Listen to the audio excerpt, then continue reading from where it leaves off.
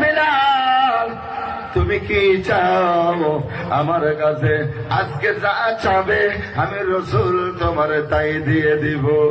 বিলাল বললেন, নবী গো, আমার কিছু লাগবে না গো নবী, আমার উপরে একটু সুনজর রাখলেই হবে, আমার কিছু দেওয়া লাগবে না, আমি তো গোলাম গো নবী, আমার কিছু দেওয়া লাগবে না।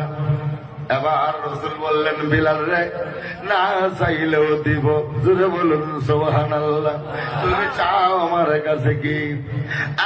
বিলাল চাও বলে, আমার চাওয়ার মতো কিছু নাই নবী গো, কিছু লাগবে না গো নবী।